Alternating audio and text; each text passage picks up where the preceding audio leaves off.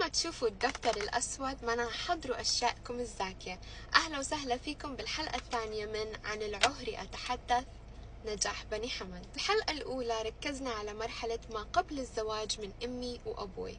اليوم بدي أركز على شخصية نجاح بني حمد بهاي الفترة. الاسم نجاح لا يمت لشخصها بشلن، يعني اسم على غير مسمى، فاشلة في جميع نواحي الحياة. عادت التوجيه كذا مرة ورسبت، اتجوزت أسبوع وطلقت. يمكن لأنه كان في دكتور بياخد 100 لترقيع العذرية، يمكن هو ما عمل شغله صح.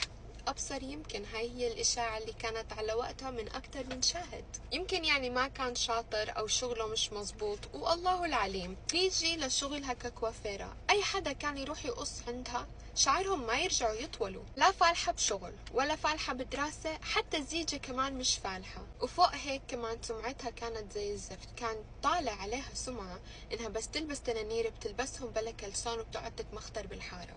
وكمان كان طالع عليها سمعة إنها بتروح على مزارع مع شباب. وبس اتطلقت بعد أسبوع بلشت السمعة تفيح ريحتها أكتر وأكتر. لأنه ليش زلمة بده يدفع تعب عمره وشقى عشان يتجوز عشان يطلق من أول أسبوع ما قعدت؟ طبعا للتذكير بصورتها على الفيسبوك عشان سبحان الله سيماهم في وجوههم. فوق كل هذا الفشل بحياتها واسمها نجاح، كمان الشاب اللي حطت عينه عليه اللي هو أبوي ما تطلع ناحيتها، رسمت عليه طابق محترم وراح تزوج أمي.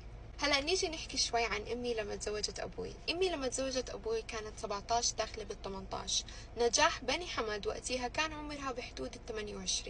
أمي كانت صغنونة قطقوطة من عائلة محترمة محتشمة. أمي لليوم تلبس حجاب، لليوم ما عندها وسائل تواصل اجتماعي. يعني أمي ما عندها لف ودوران، على عكس نجاح بني حمد. وهذا الاشي ولع نار الغيرة بقلبها بزيادة. هلا نحكي عن البيت اللي ماما كانت ساكنة فيه مع بابا أول زواجهم. هم تزوجوا لشهر واحد واتطلقوا.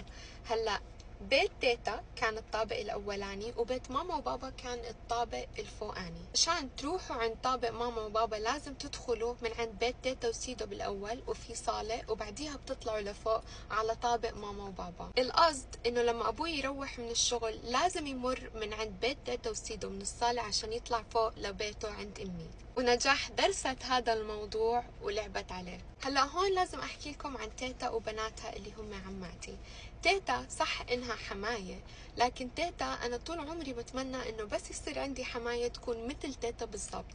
تيتا لطيفة كثير وانظلمت بحياتها، فخلص ما بتحكي ما بتقول ما بتتدخل بحدا. وعماتي من أرقى وألطف المخلوقات اللي ممكن تقابلوهم بالحياة.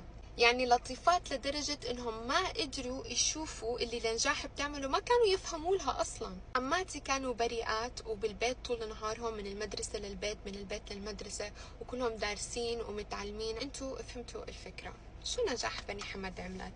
نجاح بني حمد كانت تيجي على بيت تيتا وسيدو عشان تزور عماتي قبل ما يروح بابا بشوي. بابا بيروح بالليل. يعني شو هالعهر اللي بيخليكي تزوري دار حدا وتعملي زياراتك بالليل على ترويحة زلمة؟ يا عيب الشوم. أنا عن جد أكثر سؤال بخطر ببالي، وين إخوانها كانوا بوقتها؟ عندها 3 إخوان. المهم حسب أكثر من شاهد كانت دايما تيجي تزور على موعد ترويحة أبوي. وحكيت لكم بابا لازم يمر من الصالة عشان يطلع لعند أمي، لدرجة إنه في موقف الكل أكد عليه مع بعض، موقف قياس الطول. بابا كأنه مروح، وهي اجت حكت له انا اطول من امي انا بس ما بدي اسميها، انا اطول منها هي اقصر مني، حركات الدلع هاي الهبله. بابا بحكي لها لا كيف انه مرتي اطول. فحكت طيب قيسنا مع بعض، شوف قيسنا مع بعض. فاجا بابا ما بعرف اصلا شو بتهيأ له، راح جاب ماما او هي طلعها عند امي ما بعرف كيف عشان يقيس طولهم. هذا الموقف مأكد عليه من أكثر من حدا. شوفوا العهر. وبعديها صارت ختي متي يدخل بابا تدلع عليه، ماما تتضايق، ماما تحكي له هو ما يرد عليها، لدرجة إنه أمي بس شافت هذا القرف طلبت الطلاق. وماما وبابا اتطلقوا من بعد شهر. أبا ما كان قابل يرد، ما كان قابل يحط لها حد لنجاح بني حمد، وانتم بتعرفوا كيد وعهر النسوان. وامي اصلا كتير كانت تقرف منها، وحكيت لكم امي كتير متدينة لدرجة انها خلص حست الموضوع فيه نجاسة وتركت.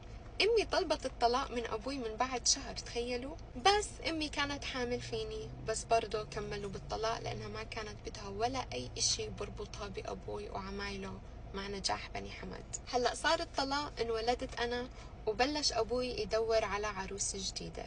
وهيك بتكون خلصت حلقتنا لليوم. تابعوني بالحلقة الثالثة من عن العهر أتحدث، نجاح بني حمد.